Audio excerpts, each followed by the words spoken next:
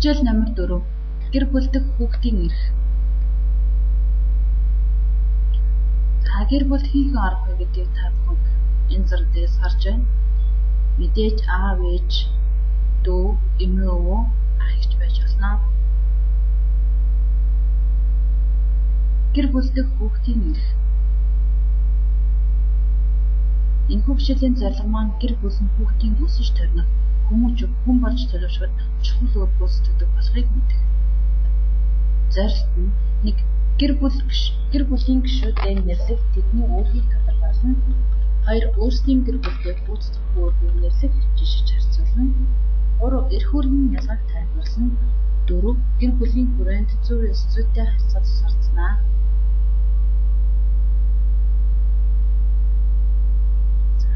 Хүүхдийн эрхийн конвенц гэж юу вэ гэхээр улс үндэстнүүд санал нэгтээ хэлэлцэн тохирсон хүүхдийн хүлээн зөвшөөрсөн хэм хэмжээг тусгасан эрх зүйн баримт бичиг юм аа. Хүүхдийн эрхийн конвенцийг 1989 онд Нэгдсэн үндэсний байгууллагаас баталсан. Хүүхдийн эрх яагаад зөрчигддөг вэ? Хүүхдийн эрхийн зөрчил гэж хүүхдийн эрхийн тухай конвенцэд хэм хэмжээг зөрчсөн үйлдэлийг хэлнэ. Тэгвэл гэр бүл гэж юу хэлэх вэ?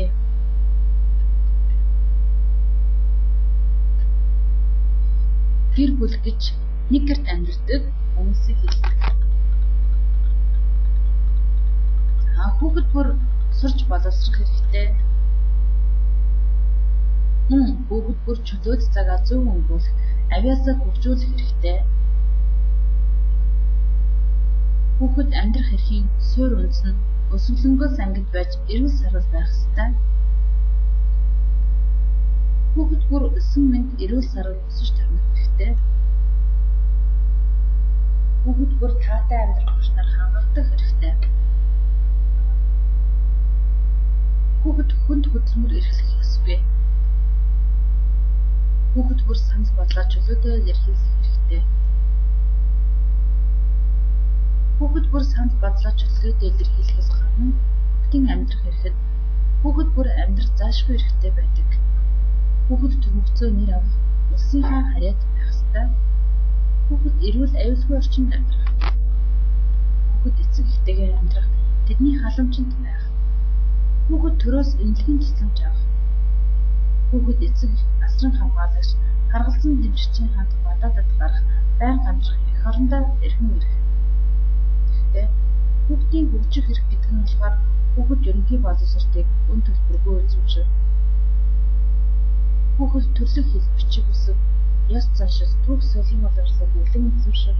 Хүүхэд оюун ухаан, авьяас бэлэг, ур чадвараа хөгжүүлэх, төрөөс дэмжлэг авах. Хүүхэд шашин шүтэх, дэс шүтэх байх ёстой. Хүүхэд чөлөөтэй бодож сэтгэх, мэдээлэл хайх, санал бодлоо чөлөөтэй илэрхийлэх ёстой. Хүүхдийн хамгаалуулах эрх нь бол хүүхдийг гэр бүл эцэг эхээс нь хууль бусаар үл салгах. Хүүхэд хувийн болон цагтл харилцааны нууц, орон байрны халдшгүй байдлаар хамгаалах. Хүүхдийн бүлгүрлэх эрхийг хамгаалах. Хүүхэд нийгмийн халамж хамгаалалт хүртэх. Хүүхэд ямар үүрэгтэй вэ? Хүүхэд эрхийн адилхийн зэрэгцээ биелүүлбэл зохих үүрэгтэй. Үүрэг гэдэг нь биелүүлбэл зохих зан үйлийн орон журмын нийлбэр зохицсон юм. Хүүхэд та нарын үүрэг нь эцэг эхээ хайрлах, бусад хүний хүндэтгэн дэдэнд туслах, эх орон байгаль орчноо хайрлан хамгаалах, суурь боловсрол заавал эзэмших, төрийн хууль ёсыг сахиж ард түмний өв үзүүлэлтийг дээдлэн хүндэтгэх,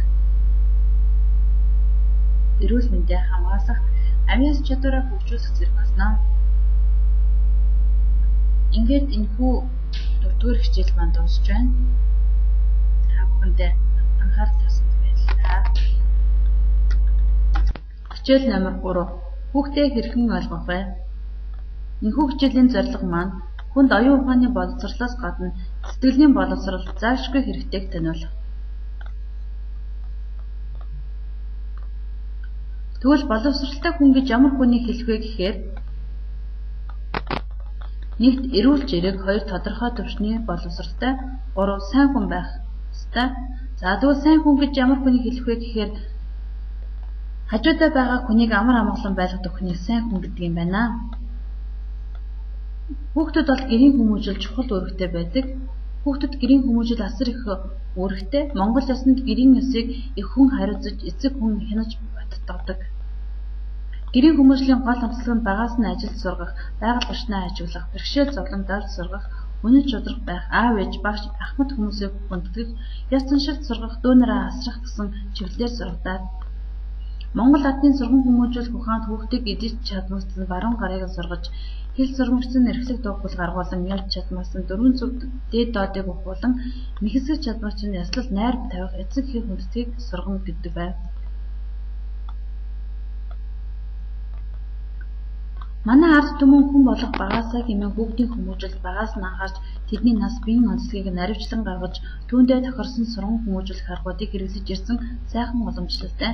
Тийм ч учраас 0-3 насныг хатан мэд асарч 4-7 насныг хаан мэд дахин 8-13 насныг харц мэд сурган 14-18 насныг хань мэд зөвлөх хэмээн сургасан байдаг. Гэр бүл ба хүүхэд.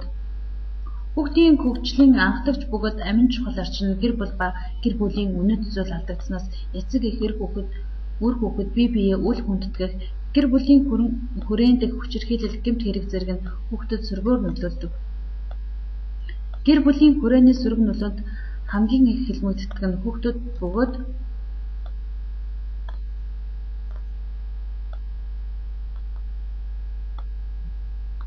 насан туршидын буруу үлгэр дуурайлал хүүхдийн хүмүүжил нөлөөснөр дараах үр дагаврыг авчирдаг байна. Үүнд дарангуйлах, хүндий байх, яншин өвлөг, ясархан намжирхах, хит хайрлах, санаа амарлангүй байх, дэндүү нөхөрсөх хандах, шан хүс харах гэх мэт зүйлсүүд байна. За айлын ганц хүүхэд ямар байдаг юм бэ гэхээр бие даасан нийтж тусламж дэмжлэг сайтай байдаг. Ухаалаг сурлагаар сайн. Гэтэл зарим нь эрх дураараа хувай бодсон хүнтэй таарамч муутай зожиг байдаг болох нь амьдрал дээр харагдаж байдаг. Олон хүүхэдтэй айлын хүүхэд ямар байдаг вэ гэхээр гэр бүлийнхээ аль нэг гишүүнтэй байнга хамт байдаг, илүү чөлөөтэй харилцдаг, бусдын үгийг сонсож, хүлээлттэй хандаж сурсан байдаг. Нөгөөдөөгөр аливаа зүйл бие даан шийдвэр гаргах тал дээр сул юм.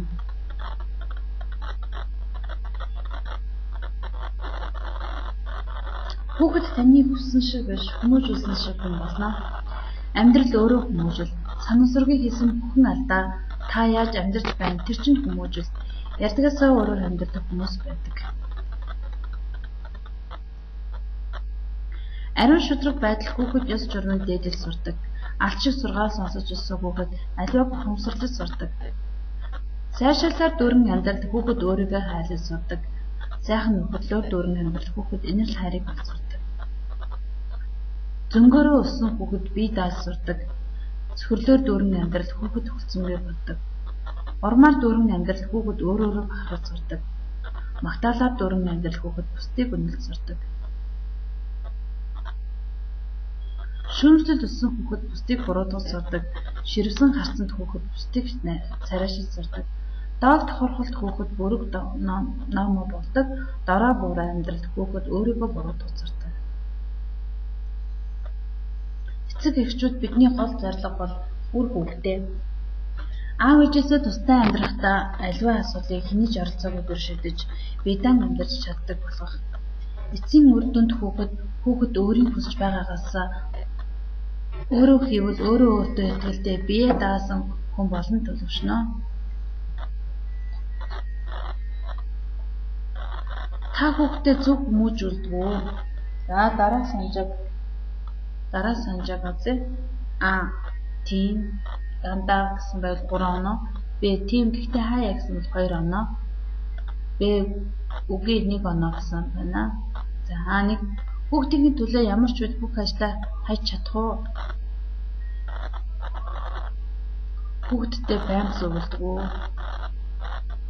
Хүүхдтэйгээ буруу харсан тохиолдолд алдаагаа хүлээн зөвшөөрдөг үү?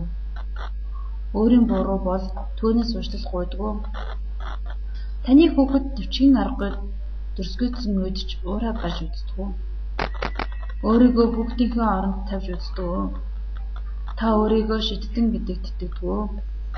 Бага насны урд тохиолдсон эвгүй боловч сургамжтай түүхийг ярьж өгдөг үү? Хүүхдийг гомдоож болшгүй үг хэллэгээс зайлсхийдэг үү? Бие сайн авч явбал хүслийг нь биелүүлнэ гэж амладаг уу? Хүснээ хийгэж хүүхдэд нэг өдөр гаргаж өгнө юунд шаардлагагүй байж чадах уу? Танай хүүхэд бусад хүүхдийг шалтгаангүй зохивол зүгээр өнгөрөөж чадах уу? Зүгээр эрхэлж байгааг нь мэдвэл хүслийг нь биелүүлэх үү? Хэрэв та дээрх асуултуудад 30-аас 39 оноо авсан бол таны амьдралын хамгийн үнэт зүйл хүүхэд ажээ. Та хүүхдээ ойлгож таныг мэдэх гэж мэрийдэг төдийгүй түүнийг хүндэтгэж хүмүүжлийн илүү дэвшилтэд зарчмуудыг баримтаж хэрэгжүүлдэг. Өөр үгээр хэлбэл та зөв хүмүүжүүлж байгаа бөгөөд сайн үр дүн өгнө гэж найдаж болно. Хэрэв та 16-аас 30 оноо авсан бол хүүхдийн хүмүүжил таны хувьд тэргүүн зэргийн чухал асуудал. Та хүмүүжүүлэгчийн авьяастай. Гэвч амьдрал дээр тэр бүр тууштай зорилготой хэрэгжүүлдэг гэ. Заримдаа хит хатуу бусад тохиолдолд хит зүйлийн түүнээс гадна та хүмүүжлийн үр дүн буруулдаг эвлэрэмтгий зантай. Та хүүхдийн хүмүүжлийн асуудалд хандах хандлага эргэж харж үзээрэй. Хэрэв та 16-аас бага оноо авсан бол хүүхдээ хүмүүжүүлэх талаар та нэлээд асуудалтай юм. Танд нэг бол мэдлэг эсвэл аль нь байхгүй. Мэргэжлийн багш сэтгэл зүйчээс тусламж авахыг зөвлөё. Сэтгэлийн үр хөвгттэй. Хүүхдийн зүрх сэтгэл таны хараагүй үзээгүй сонсоогүй зүйлс мэдэрсэн байж болох тул хүүхэд гэдэг тэр агуу ертөнцийн халыг нэгэд үзээрэй эзэгчүүдээ. Ерөнхийдөө хичээл 3 маа төгсөж байна. Анхаарал тавьсан та бүхэндээ баярлалаа.